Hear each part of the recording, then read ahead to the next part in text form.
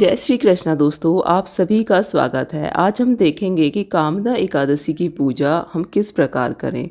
चैत्र मास के शुक्ल पक्ष में जो एकादशी आती है उसे कामदा एकादशी कहते हैं और इस वर्ष यह एकादशी 8 अप्रैल को मनाई जाएगी। इस बार सिर्फ एक ही एकादशी है तो कोई कन्फ्यूज़न नहीं है और पारण का जो समय रहेगा वो 9 अप्रैल को सुबह लगभग 6:30 से 8:30 के बीच में रहेगा। तो देखिए, सर्वप्रथम मैंने एक छोटी सी चौकी मंदिर के पास ही बिछा ली है। उसके ऊपर मैंने पीला कपड़ा बिछा लिया है। पीला रंग भगवान विष्णु को अति प्रिय है, तो पीला रंग का कोई भी कपड़ा आप बिछा लें। तो किसी भी पूजा में सबसे पहले गणपति जी की पूजा की जाती है, तो थोड़े से तिलों से आसन देंगे और यहाँ पर हम गणपति जी की स्थापना कर लेंगे। तो लड्डू गोपाल जी की सेवा अगर आप करते हैं तो उनकी पूजा आप एकादशी के दिन कर सकते हैं। आपके पास कोई फ़ोटो हो भगवान विष्णु का तो वो भी आप यहाँ पर रख सकते हैं। तो देखिए, गणपति जी की स्थापना हो गई है। उसके बाद लड्डू गोपाल जी को मैंने स्नान करा दिया है, सुंदर वस्त्र पहना दिए। उसके बाद हम लड्डू गोपाल जी को यहाँ पर विराजमान कर लेंगे। लड्डू गोपाल जी भगवान विष्णु का ही स्वरूप है, तो उनकी पूजा इस दिन बहुत ही ज़्यादा उत्तम रहती है। तो देखिए, यहाँ पर हमने स्नान करा के सुंदर पोशाक पहना के अब हम थोड़े से तिलों से या फिर फूल से आसन देंगे और दीपक को प्रज्वलित कर लेंगे। दीपक आप घी का या फिर तिल के तेल का प्रज्वलित कर सकते हैं। इसके बाद हम एक लोटे में जल ले लेंगे। जल में थोड़ा सा गंगा जल मिला लेंगे और उसके बाद फूल से भगवान गणपति जी को भाव स्वरूप स्नान करा देंगे। जल के छींटे दे देंगे और अगर आपने मूर्ति लगाई है तो उनको भी आप स्नान करा दें इस तरह से छींटे देकर।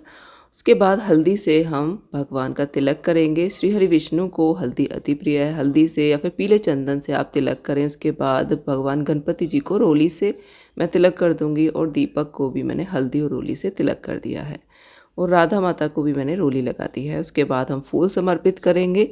फूल आपके पास जो भी फूल आप समर्पित कर सकते हैं, नहीं भी हैं तो कोई बात नहीं। उसके बाद हम गणपति जी को दूर्वा समर्पित करेंगे और वस्त्र स्वरूप कलावा समर्पित कर देंगे।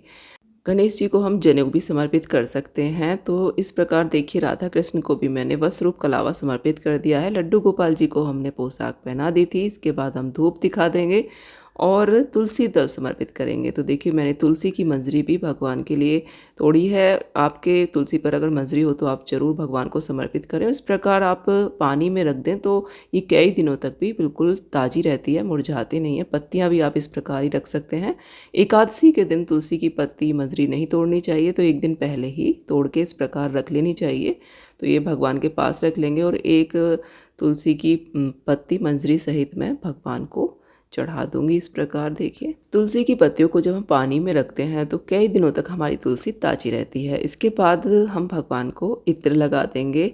इत्र भगवान को अति प्रिय है और स्नान के बाद आपको इत्र जरूर लगा देना चाहिए। मुझे ध्यान नहीं रहा था। उसके बाद 2 लौंग भगवान को समर्पित करेंगे और कामदा एकादशी के दिन यही 2 लौंग हमें व्रत में अवश्य ही खानी चाहिए। तो इस प्रकार हम भगवान को चढ़ा देंगे। उसके बाद प्रसाद स्वरूप हम इनको ग्रहण कर लेंगे।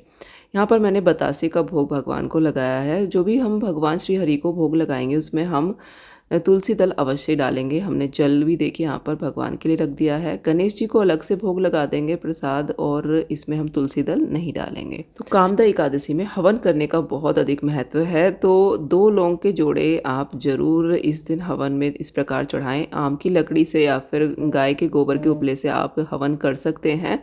कहा जाता है कि कामदा एकादशी के दिन जो हम हवन करते हैं उसमें से जो गर्मी निकलती है उससे हमारे समस्त पाप नष्ट हो जाते हैं। तो हम यहाँ पर बतासे का भोग भी लगा सकते हैं और घी से हमें कम से कम 11 आहुतियाँ जरूर देनी है।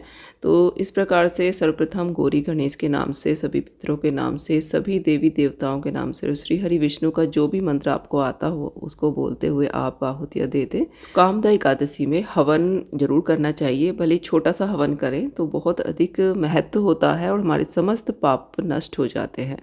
इसके बाद हम प्रेम पूर्वक आरती कर लेंगे। भगवान गणेश की आरती करेंगे, श्री हरि विष्णु की आरती करेंगे। आरती प्रेम पूर्वक करने के बाद हम जो भी सामर्थ्य के अनुसार दक्षिणा भगवान को चढ़ा देंगे, क्योंकि जो भी पूजा में कमी रह जाती है वो दक्षिणा पूरा कर देती है। और अगर आपके पास फल हो तो फल भगवान को समर्पित कर दें।